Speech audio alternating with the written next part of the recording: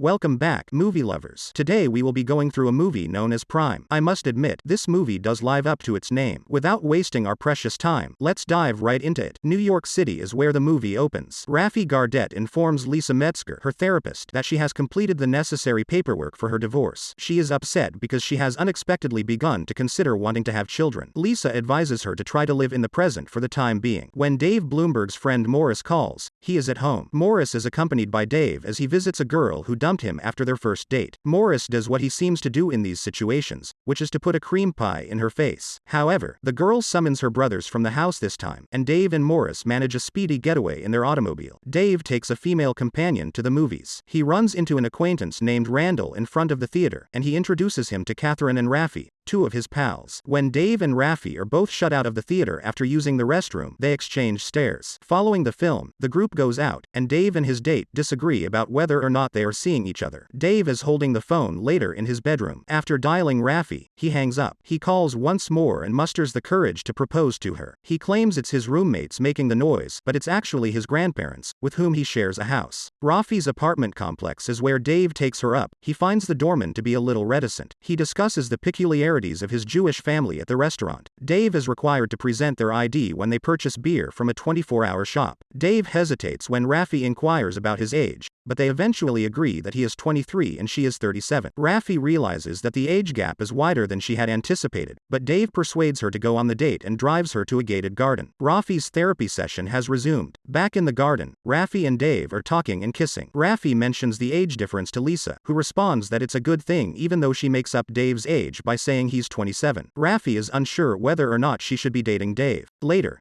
Dave calls his mother. She expresses concern over the fact that he is dating a non-Jewish woman. Rafi discusses Dave with her friend Catherine. We learn that Dave's mother is Rafi's therapist when he visits his family's residence. After dinner, they get into a fight because Lisa thinks that marriage outside of one's faith produces too many issues and that faith should be the center of one's life. Dave claims that she has an after-school distinctive voice. In addition, he states that the woman he is dating is 27 years older than he is. Dave visits Rafi at her apartment and tries in vain to get the doorman to chuckle. In addition to sharing a passionate kiss and discussing art, they also listen to jazz. Dave shares his thoughts for Rafi with Morris as they visit a bakery so that Morris may get another cream pie. How can Dave date Jewish girls? Dave's parents discuss this. When Dave and Rafi go out again, they end up sharing a bed. Rafi visits Lisa once more and enthuses Dave. She outright discloses his actual age while also expressing her embarrassment about the age gap. We show a flashback of her and Dave discussing this. She also claims that he is an artist, despite his lack of confidence in his abilities and the lack of support from his family. Lisa asks where he lives after expressing surprise. When she becomes aware that they are discussing her kid, she ends their conversation. She soon finds herself on another therapist's couch, seeking guidance. Without disclosing anything, she chooses to continue working as Rafi's therapist. Once more, Dave takes Rafi out, and the two of them have a romantic candlelit supper next to one of Rafi's favorite painters. On a different day, she shows up to see him play basketball before bringing him home to bed. Rafi discusses how much sex she and Dave had, how content she is, and how stunning his penis is back at Lisa's office. They also discuss personal cleanliness, and Rafi includes a flashback in her explanation of how Dave had never used Q-tips before he met her. But Rafi also discusses her skepticism regarding the viability of a long-term relationship between her and Dave. In a different moment, Dave confides in Rafi about how his mother and family do not approve of his relationship with a non-Jew. He recalls how his grandma responded by hitting herself on the head with a frying pan after he introduced her to a former black partner. Dave loses his job the same day his grandparents switch apartments with relatives, forcing him to find a new place to live. He insults Rafi's boss by visiting her at a fashion shoot. He is quickly pardoned, though, and they go dancing at night. After, Rafi insisted they go to Dave's house. She was amused to learn that he lives with his grandparents. She says he should paint for a living after seeing his paintings. Dave leaves some belongings at his parents' house while announcing that he will be staying with Morris temporarily. Rafi arrives at the office next door for her appointment with Lisa, but Lisa just manages to prevent them from the meeting. She learns through Rafi that Dave will be residing with her. The following weekend, the pair travels to the Hamptons to meet Catherine, Randall, a gay man, and a gay couple named David Costable and Will McCormick. The group talks about politics and the arts, but Dave feels left out and put to the test. Randall expresses worry that Dave, given his age, might not be able to provide for her, particularly in terms of having kids. Rafi and Dave attend the inauguration of a gallery. She shares information about his work work with her contacts but skips over certain of her friends when doing so. Still unemployed, Dave spends his days loitering near Rafi's apartment. When Dave and Rafi appear in a furniture store one day, Lisa and her husband are forced to hide. Rafi explains her issues with Dave to Lisa during their subsequent consultation, but Lisa cuts her off. She speaks the truth to Rafi. Rafi is indignant and horrified. She tells Dave, and he calls his mother to dispute. One day, Dave brings Morris to Rafi's apartment, but when she arrives home early since she doesn't want other people in the flat, Dave conceals him in a closet. When she learns, she accuses Dave of acting childish. They clash. Later, in a restaurant, Rafi dumps Dave. A friend of Rafi's who is connected to the arts visits Dave's exhibit. He buys two and plans to stage a performance. Dave also receives a separate apartment. Morris takes him out despite his continued sadness about Rafi, and Dave ends up taking a girl home with him who is a model he first saw at Rafi's picture session. But soon after, he and Rafi cross paths in a supermarket and hastily return to his house for some sex. As their friendship blossoms once more, Dave persuades his mother to invite the entire family over for supper. Re-establishing their friendship, Rafi and Lisa get along once more, and Dave's occupation as a painter seems to put the family at ease. Rafi makes mention of the potential for a kid with Dave. Rafi finds out about Dave's encounter with the model. She confronts him in tears. When Dave talks to his mother,